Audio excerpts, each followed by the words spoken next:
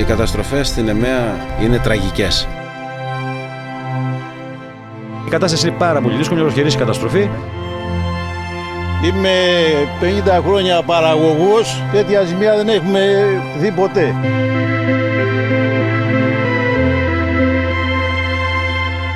Βλέπουμε δυστυχώς τις πολύ μεγάλες ζημιές που είχαμε από το παγετό τις τελευταίες μέρες.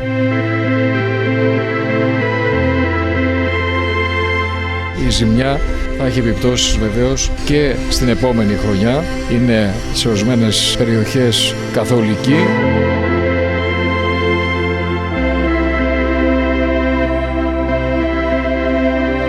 Δυστυχώς, πριν από λίγες μέρες, η περιοχή της Δεμέας δέχτηκε ένα πολύ μεγάλο πλήγμα.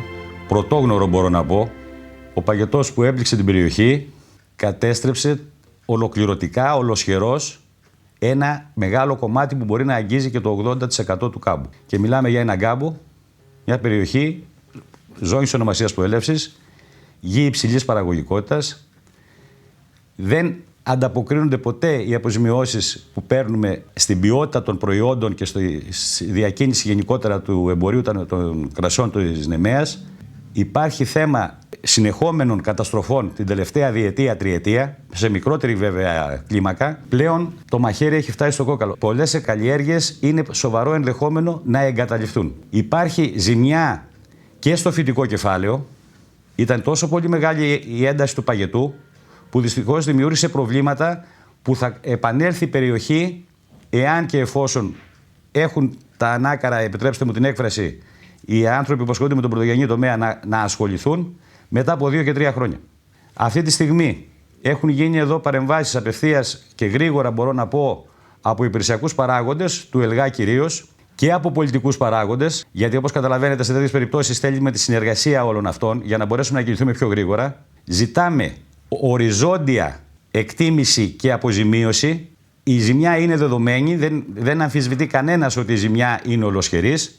Από εκεί και πέρα ζητάμε να επιταχυνθούν οι χρόνοι των διαφόρων διαδικασιών που απαιτούνται για να μπορέσουν οι άνθρωποι να αποκατασταθούν εισοδηματικά σε κάποιο βαθμό, γιατί ολοκληρωτικά σας προείπα δεν μπορεί να γίνει αυτό, για να μπορέσει να συνεχίσει ο πρωτογενής τομέας, επαναλαμβάνω, σε μια ζώνη ονομασίας προελεύσεως. Έχουμε να εισοδέψουμε κανονικά από το 2022. Τίθεται θέμα βιωσιμότητας του παραγωγού.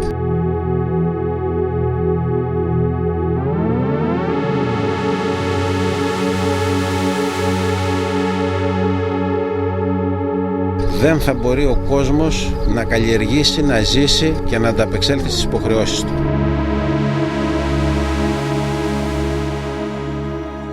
Όπως βλέπετε, πρόκειται για μια ολική καταστροφή στη ζώνη της Νεμαίας. Περίπου 15.000 από τα 23.000 στρέμματα έχουν καταστραφεί. Αυτό έρχεται σε συνέχεια 3 προηγούμενων ετών πάλι πολύ χαμηλής παραγωγικότητας εξαιτίας της κλιματικής αλλαγής ή όπως θέλετε πείτε το από την ξηρασία. Φέτος ολοκληρώθηκε 4η χρονιά με τον παγετό και τα πράγματα είναι πάρα πολύ δύσκολα για τη σημαντικότερη και μεγαλύτερη αμπελουργική περιοχή της Ελλάδας. Τη μεγαλύτερη ζώνη pop της Ελλάδας. Τα ίδια προβλήματα βέβαια έχουν και οι συνάδελφοι στη Μαντινία. Η παραγωγή είναι σε οριακό σημείο. Έχουν οι άνθρωποι 3 χρόνια και αυτή θα είναι 4η χρονιά να δουν πραγματικά χρήματα στη τσέπη τους και αμφιβάλλω αν θα μπορέσουν να επιβιώσουν και αυτοί αλλά και εμείς ως εινοποιητικές μονάδες και εινοποιία στην περιοχή. Γιατί πρέπει να ξέρετε ότι δεν υπάρχει εινοποιείο χωρίς παραγωγούς και δεν υπάρχουν και παραγωγοί χωρίς τα εινοποιεία.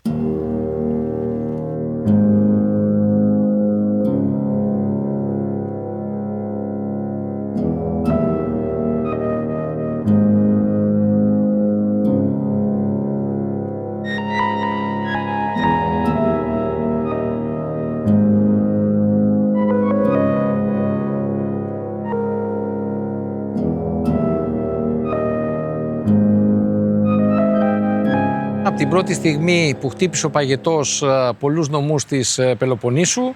Επικοινωνήσαμε σαν Περιφέρεια Πελοποννήσου με τους υπευθύνους του ΕΛΓΑ, τόσο για την Κορινθία, την Αργολίδα και την Αρκαδία, και αμέσως βγήκανε κλιμάκια του ΕΛΓΑ στο πεδίο. Ήδη από την πρώτη στιγμή ο Περιφερειάρχης Πελοποννήσου, ο Δημήτρης Οπτοχός, επικοινώνησε με τον πρόεδρο του ΕΛΓΑ, τον Ανδρέα Τολικουρέτζο, έτσι ώστε επισπευθούν οι διαδικασίες για να βγουν γρήγορα οι αποζημιώσεις για τους αγρότες.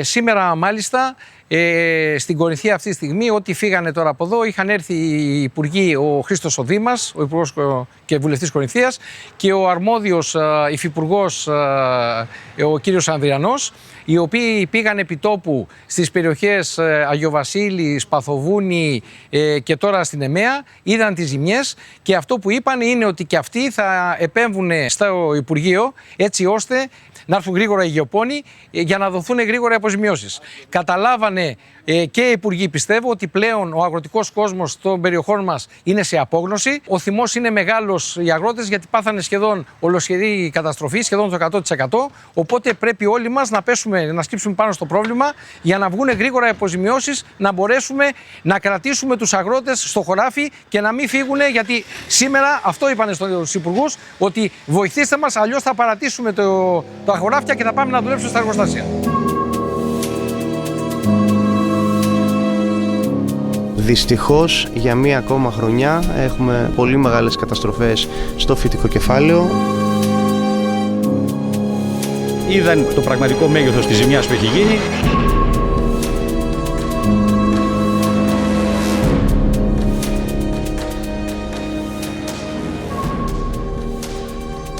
Πριν από 10 περίπου μέρες τηλεφώνησα στην νέα Διευθύντρια Ασφάλισης της Κεντρικής Διοίκησης του ΕΛΓΑ να της χαρώ για το διορισμό της και να της ευχηθώ καλή θητεία.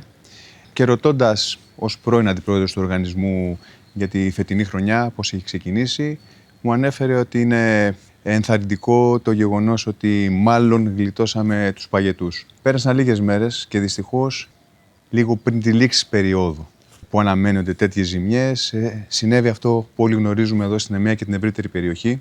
Οι ζημιές είναι εγγενείς στον αγροτικό τομέα, αλλά η φετινή χρονιά διαφαινόταν πολύ καλύτερη σε σχέση με αυτό που δυστυχώς καταλήγει. Είναι πολύ παρήγορο και ενθαρρυντικό το γεγονός, ωστόσο, ότι η πολιτική ηγεσία απέδειξε άμεσα ανακλαστικά και ήταν εδώ σήμερα. Ήταν πολύ σημαντική η παρουσία του αρμόδιου υφυπουργού, του κ. Αδριανού. Αλλά ακόμα πιο σημαντική, ή εξίσου σημαντική μάλλον, ήταν η παρουσία του κλιμακίου του ΕΛΓΑ. Ήταν εδώ η Διευθύντρια Ασφάλισης του Οργανισμού, η Διευθύντρια του Υποκαταστήματος Πάτρας, όπως και ο Διευθυντής του Υποκαταστήματος Τρίπολης. Υπάρχει μια ετοιμότητα. Προφανώς σήμερα σε αυτό το στάδιο γίνονται επισημάνσεις, οι απαιτούμενες επισημάνσεις για να οριοθετηθεί σε ένα πρώτο στάδιο η ζημιά, ώστε να ακολουθήσουν προσεχώς τους επόμενους 2 μήνες οι εκτιμήσεις που θα καταδείξουν το μέγεθος της ζημιάς. Δυστυχώς ο λόγος για τον οποίο βρεθήκαμε σήμερα εδώ δεν ήταν καλός. Ας ελπίσουμε, και το εύχομαι με ειλικρίνεια, οι ζημιές αυτές ότι ήταν οι τελευταίες.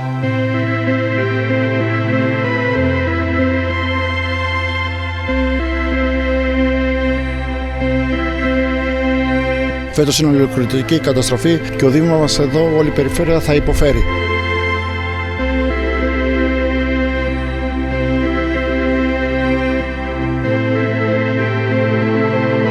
Η καταστροφή είναι τεράστια.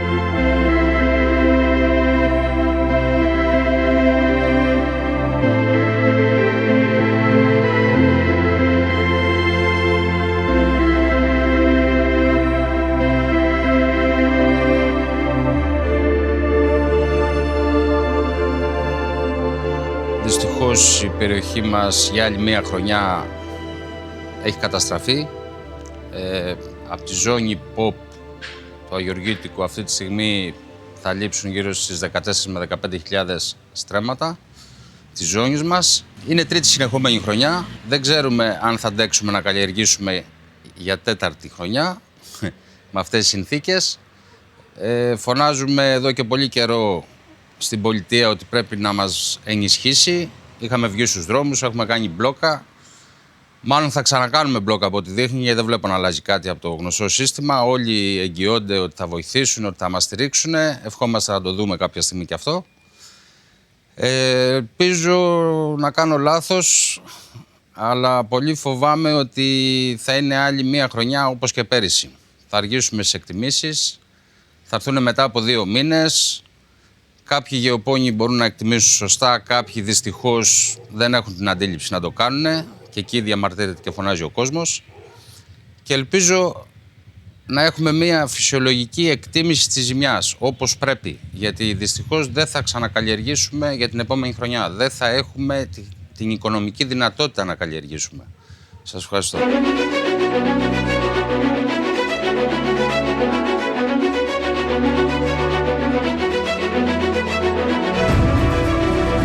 Πολύ μεγάλη ζημιά, φίλε. Βλέπεις και μιλάμε, οι άνθρωποι έχουν μεγάλο θυμό και είναι δικαιολογημένος όλος αυτός, γιατί κοίτα, καταστραφήκανε και δεν είναι μόνο φέτος, θα είναι και για του χρόνου. Αυτό είναι το κακό.